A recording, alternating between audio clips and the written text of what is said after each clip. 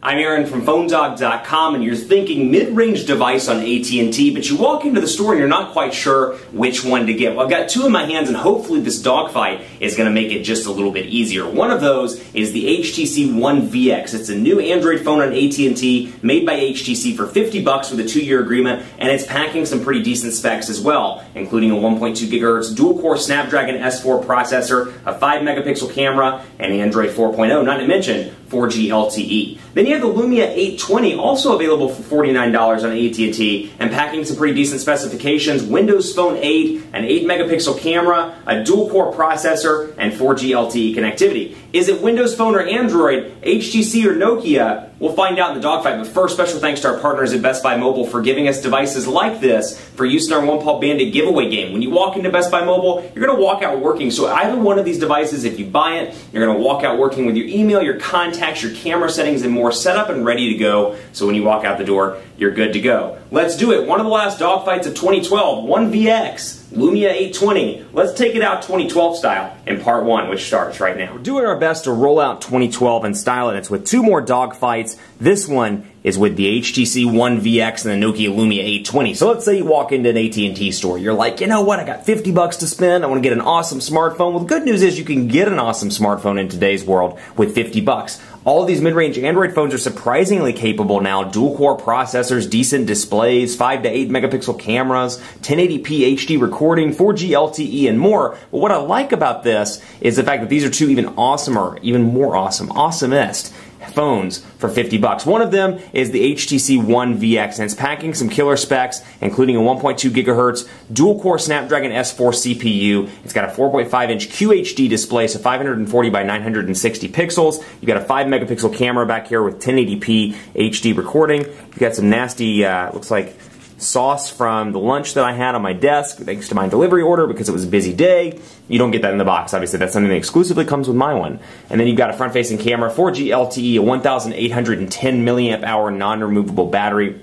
It's a little bit deceiving because the back does come off, but it reveals the micro SIM card slot and the micro SD card slot. A new device from HTC. It's an addition to the one line of devices, and it's finally available at AT&T with Android 4.0 and HTC Sense version 4. Then you have the Lumia 820 over here, and in a lot of ways it's very similar to the Lumia 920. Design's a little bit different, sure. It's a little bit boxier and lower spec, but what it does have is a 1.5 gigahertz dual-core Snapdragon S4 CPU. It's got a 4.3-inch display over here with 480 by 800 pixels, a 1,650 milliamp hour removable battery, so you can take it out if you want to. The battery door is removable as well. You can get a wireless charging one if you'd like it. Both have 8 gigabytes of internal storage. Over here, 4G LTE, 8 megapixel camera on the back, 1080p HD video recording, Carl Zeiss lens, and more. So they're both $49 at AT&T, and they're very different depending on what you want. Obviously, there are some display size differences. This one's a little bit bigger, this one's a little smaller. This has Windows Phone 8, this has Android 4.0. It depends on what you want and what you're expecting out of a device, and probably more importantly, where your ecosystem lies. If it lies in Gmail, Android may be the better option. If it lies within Windows, SkyDrive, and more, Windows Phone 8 may be the better choice. But you got two awesome options here. Let's take a look at the build quality. The One VX is really a nicely built device, and I keep thinking to myself, and I told a couple of people this since I've been working with it, the build quality on this device is very, very nice for $50. Considering this device is $50, you've got nice metal accents on the side with a volume rocker, a power button. It's so nice you get a power button. Woo! And then you get a 3.5mm headphone jack. Only high-end phones get power buttons. I'm not sure if you knew that, but I kid. These are terrible New Year's Eve jokes. Micro USB charging port at the bottom. And then, like I said, in the back, you get a micro SD card slot and a micro SIM card slot along with your non-removable battery. But really, it fits well in the hand. 4.5 is going to be a sweet spot for a lot of people. Really impressed with the overall size of this device and the way it feels in the hand. It's got a sturdy feel to it. And then you have this one, a little bit more plasticky, a little bit more boxy. But you got volume rocker, power button, camera shortcut button. On this side, you got nothing.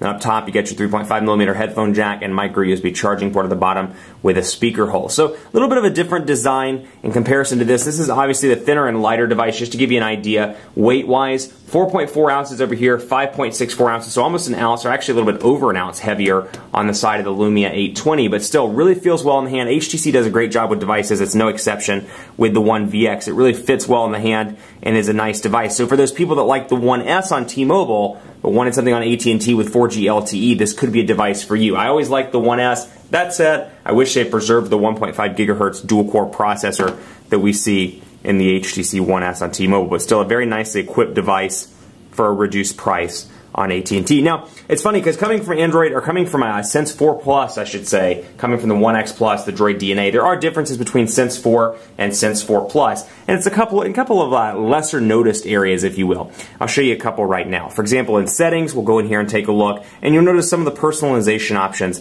aren't there. For example, you'll see some of the skins aren't there, so we'll jump into HTC Matte. You can see it's got 4 skins, and that's it. You don't have all the skin options you have in Sense 4 Plus. And another one that I noticed right away is when you go into text messaging, we'll go to compose a message, there's no option to personalize. You can change the font size, but you can't personalize the text itself like you can on the One X Plus, so you lose that ability to get close and personal with your device, kind of like the Galaxy S3 and the Note 2, where you can change the look and feel of the actual text message. You can't do that over here, unfortunately, but it really is a nice device that fits well in the hand, and that's something I like about this unit. We're in text messaging now. Over here, Windows Phone 8, and you'll see out of the box you get the typical AT&T stuff on both of these devices. You get Code Scanner, Family Map, Locker, Navigator ready to go over here, Device Help, Google integration, of course, My AT&T, Live TV via Uverse, YP Mobile, SoundHound, Wi-Fi hotspots, and more. Then over here you get AT&T Family Map, Radio, Uverse, Live TV, all of which can be uninstalled. If you want them uninstalled, so I can uninstall it, it pops it right out of the start button, or start area rather. You've got all your Xbox integration, your music integration, My AT&T, some great Nokia value adds, which we'll talk about a little bit later in part 2. Nokia City Lens, Nokia Drive, Nokia Maps, and Nokia Music. And then over here you've got Wallet, and then of course Yelp, Weather Channel, a couple of applications that I've installed as well. So let's jump right into text messaging and take a look, but before we do that I want to talk a little bit about the personalization over here, because if you're coming from Windows Phone 7 or 7.5, there are some great personalization changes over on Windows Phone 8. One of those being the ability to change the live tile sizes. For example, take a look at this. You can see these are all different sizes. I can make this my own. I can make it a big one if I want to. I can make people a regular size, or I should say a mid-range size. I can make the Weather Channel one as large as I like between the 3 sizes. You've got some more choice here, and not to say that it's amazing in comparison to the customization that comes with, Android, for example. But what I do like about this is it gives you more customization than you had in previous versions of Windows, and you can go into settings and you can see some new colors on the backgrounds as well. You've got really nice blue cobalt, for example. Really looks nice. It's a clean, good look. You've got cobalt, crimson, a bunch of different colors, olive, mauve, which you saw a second ago, and more. So obviously it's raining in Dallas. It's 43 degrees right now. I've not been outside all morning. Busy day in Phone Dog, Texas, but you can see here this one has some great personalization as well, with the ability obviously to select widgets, and I really like HTC's widget implementation here.